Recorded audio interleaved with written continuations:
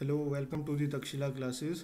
आज हम chapter 1 general review की बात करेंगे। ये इकोनॉमिक सर्वे का फर्स्ट चैप्टर है। बेसिकली इस चैप्टर में इंडिया और हिमाचल के इकोनॉमिक सर्वे को एक तरीके से कंपेयर किया जाता है और एक टाइप से जिस्ट दिया जाता है कि जो बेसिकली मैक्रो इंडिकेटर्स हैं होते हैं अब हमारी इकोनॉमी के, उनको इसमें शो किया जाता है। जैसे कि मैक्रो इंडिकेटर्स हो गए, जैसे हमारा जीडीपी है, ठीक है, ग्रॉस वैल्यू एडिड है, और भी जैसे पर कैपिटा इनकम हो गया आपका, और आई मीन टू से कि जैसे आपका एवरेज ग्रोथ रेट कैसा चला हुआ है। तो ये सब चीज़ें जो हैं ये इसमें शो की जाती हैं। तो इसमें बेसिकली जो कंपैरिजन है उसको शो किया जाएगा। तो लेट अस स्टार्ट इट। सो इस चैप्टर में जैसे एक बात की गई है बॉटम अप अप्रोच की, जो इंडियन गवर्नमेंट फॉलो कर रही है पॉलिसी मेकिंग में। और जो अप्रोच है ये एक टॉप डाउन होती है और एक बॉटम अप अप्रोच होती है। तो बॉटम अप अप्रोच जैसा कि नाम से ही पता लग रहा है कि नीचे से ऊपर की ओर, मतलब हमने अपने बेस को स्ट्रॉन्ग करना है, यानी कि जो नीचे तबके पे लोग हैं उनको हमने सशक्त करना है और वो एक पिरामिड की तरह ऊपर की तरफ बढ़ेगा और फाइनली हमारी इकॉनमी एक रेजिलियंट और मजबूत इकॉनमी बन के उभरेगी। तो ये बॉटम अप अप्रोच का ये मीनिंग है इसमें। और नीति आयोग ने इसमें जो 15 year road map NITI Aayog ने लॉन्च किया था और 7 year vision strategy and action plan launch किया था इन द ईयर 2017, उसकी भी बात की गई है। बेसिकली 2017 में हुआ क्या था ये तो आप सबको पता है कि 5 ईयर प्लान को डिसमेंटल करके नीति आयोग का गठन किया गया था। बट जब नीति आयोग का गठन किया गया था तो उस टाइम पे जो 12th ईयर प्लान था आपका, 12th 5 ईयर प्लान, वो रनिंग में था 2012 से 2017 तक। तो 2017 में जब वो आपका 5 ईयर प्लान एंड हुआ तो उस टाइम गवर्नमेंट ने एक 15 ईयर रोड मैप लॉन्च किया, एक 7 year vision strategy and action plan जिसको हम नेशनल डेवलपमेंट एजेंडा भी बोलते हैं, वो भी गवर्नमेंट ने लॉन्च किया। और इसके साथ साथ एक 3 ईयर का भी एक प्लान था। तो इस तरह से गवर्नमेंट ने ये schemes launch, I mean to say कि रोड मैप टाइप लॉन्च किया ताकि इकॉनमी का टाइम टू टाइम वो करता अपना ये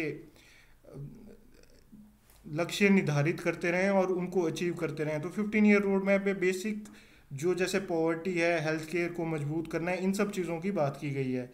ठीक है। और 7 year vision strategy and action plan जिसको हम नेशनल डेवलपमेंट एजेंडा बोलते हैं, इसमें भी 7 ईयर के कि at the end of the 7 year मतलब 2024 तक इंडियन इकोनॉमी को क्या क्या अचीव करना है वो इसमें मेंशन किया हुआ है। और इसमें एक चीज़ ये भी बताई है कि average growth rate of Indian economy was 7.4% in last 5 years. तो ये 2014 से 2019 तक का जो ये 5 ईयर्स का एवरेज ग्रोथ रेट है उसको भी शो किया गया हुआ है। अब सबसे इम्पॉर्टेंट चीज़ है कि करंट प्राइस और कांस्टेंट प्राइस में डिफरेंस क्या होता है। बिकॉज जब भी आप इकोनॉमिक सर्वे पढ़ोगे तो वहाँ पे अगर जीडीपी भी दिया होगा तो जीडीपी की जो वैल्यू होगी या जीडीपी की जो एक रकम दी गई होगी तो उसमें उसमें आगे लिखा होता है कि ये करंट प्राइस पे है। तो एक और फिगर दी गई होगी उस पर लिखा होगा कि ये कांस्टेंट प्राइस पे है। तो करंट प्राइस और कांस्टेंट प्राइस में आपका डिफरेंस ये है कि करंट प्राइस में आपके इन्फ्लेशन को काउंट नहीं किया जाता है और कांस्टेंट प्राइस में इन्फ्लेशन को अकाउंट में लिया जाता है और उसके बाद फिगर्स को जो है वो आपकी एडजस्ट किया जा सकता है। फॉर एग्जाम्पल अगर इसको मैं आपको सीधे तरीके में समझाऊं तो मान लो आप 200 रुपया कमाते हो, ठीक है, और 100 रुपया जो है आपका बेसिक नीड्स को जिनसे मतलब सामान वगैरह अपना खरीदने में 100 रुपया आप खर्च करते हो। और क्या हुआ कि at the end of the year आपकी सैलरी बढ़ गई 50 रुपये से, पर इन्फ्लेशन जो थी इन्फ्लेशन भी बढ़ गई 20% से। ये बेसिकली एक हाइपोथेटिकल फिगर है। वैसे 20% कोई इन्फ्लेशन कभी बढ़ती नहीं है, वरना वो हाइपर इन्फ्लेशन कैटेगरी में चली जाएगी। तो ये हाइपोथेटिकल सिचुएशन है। एक हाइपोथेटिकल सिचुएशन क्या है कि आपकी सैलरी है 200 रुपये, 100 रुपये का आप सामान वगैरह खरीदते हो और 100 रुपये आप बचाते हो जो आपकी सेविंग आती है। मान लो आपकी salary at the end of 1 year 50 रुपये से बढ़ गई और इन्फ्लेशन इंक्रीज होगी 20% से। तो जो सामान आपका 100 रुपये में आता था अब वो 120 रुपये में आएगा। तो जब आपका 100 रुपये में जब जो चीज़ आती थी वो अब 120 में आ रही है, तो जो आपकी मतलब सेविंग 150 रुपया होनी चाहिए थी 50 रुपया इंक्रीज इन सैलरी के साथ, वो अब 130 ही बढ़ पाएगी। तो that is the difference between current price and constant price. Hope ये चीज़ आपको क्लियर होगी क्योंकि जब हम फिगर्स देखते हैं तो वहाँ पे इकोनॉमिक सर्वे में दो तरीके से फिगर्स को मेंशन किया जाता है कि करंट प्राइस में आपका जीडीपी पर कैपिटा इनकम कितनी है और आपका जीडीपी कितना है, और एक कांस्टेंट प्राइस पे दिया होता है। और जो कांस्टेंट प्राइस हमारा है, इसका बेस ईयर है 2011 के आधार पे ये इन्फ्लेशन एडजस्ट की जाती है। और इसमें ऑल इंडिया ग्रोथ रेट जो था वो एक्सपेक्टेड इन्होंने किया था कि ये 5% होगा 2019-2020 के लिए। अब ये एक्सपेक्ट क्यों किया गया था, क्योंकि इकोनॉमिक सर्वे आपको पता है जैसे कि फरवरी में आ जाता है, ठीक है। तो जो फिगर्स वगैरह होती है वो दिसंबर वाला जो क्वार्टर होता है उसकी फिगर्स लेके अकाउंट में लेके ये अपना डाटा कंपाइल करते हैं। तो जब आप देखेंगे कि 2019-2020 का जो इकोनॉमिक सर्वे आएगा, पर जो फाइनेंशियल ईयर 2019-2020 है वो तो मार्च में एंड होगा, लेकिन जो सर्वे आ रहा है वो that is based on December वाला जो क्वार्टर है उसके फिगर्स को कंपाइल करके ये सर्वे निकालते हैं। तो इस तरह से ये होता गया है कि जीडीपी की जब भी मतलब अगर 2019-2020 का सर्वे होगा तो उसमें जो एग्जैक्ट फिगर आई होगी वो 2018-2019 वाली आई होगी, और 2019-2020 वाली जो फिगर है वो आपकी एक्सपेक्टेड में दी जाती है।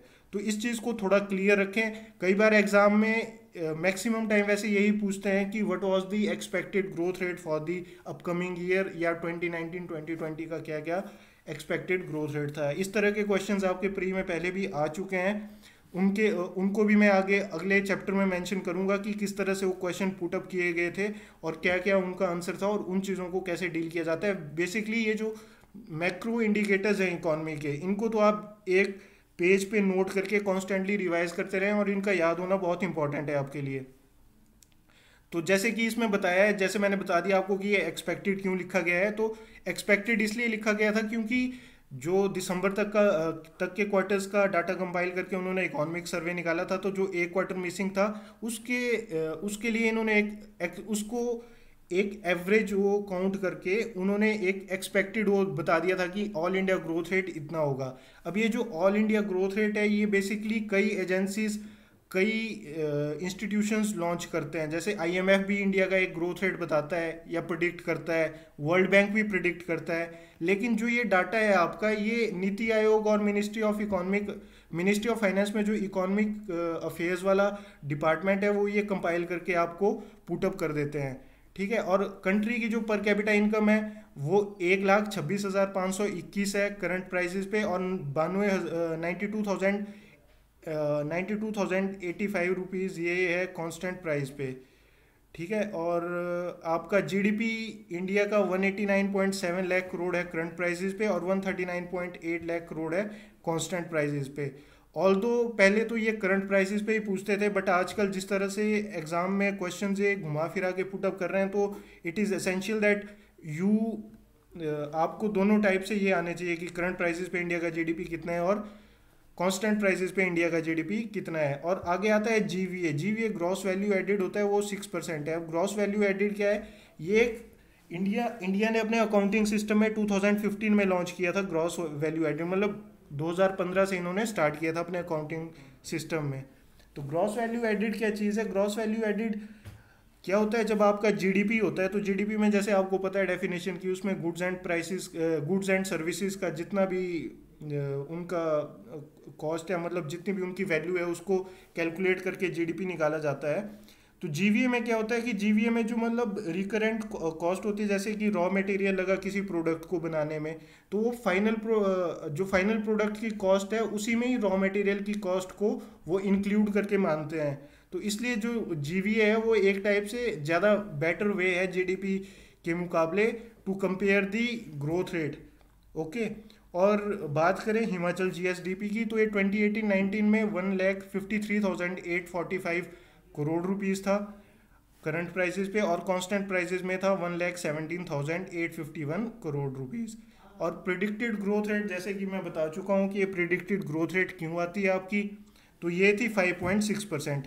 तो ये एक टाइप से आपने यहाँ पे याद रखना है कि जैसे ये 5.6% यहाँ पे हिमाचल की प्रिडिक्ट की गई थी 2019-2020 के लिए, और कंट्री की प्रिडिक्ट की गई थी 5%। तो ये दोनों एक टाइप से याद रखना, कंफ्यूज मत होना इनमें कि 5% किसकी और 5.6% किसकी है। और एचपी की जो पर कैपिटा इनकम है वो 1,83,108 रुपीज़ थी करंट प्राइसेस पे, और इसको एस्टिमेटेड ये थी 1,95,255 2019-2020 के लिए। अब दूसरी बात, जैसे प्रिडिक्टेड ग्रोथ रेट 2019-2020 के लिए 5.6% थी, अब जैसे ही आपका 1-2 महीने में नया सर्वे आ जाएगा तो उसमें एक नई फिगर आएगी, बट आपको पता है जैसे economy was in shutter due to corona, so hopefully ये फिगर काफ़ी नीचे जाने वाली है. So thank you for watching and wish you good luck and do like subscribe the channel. Thank you.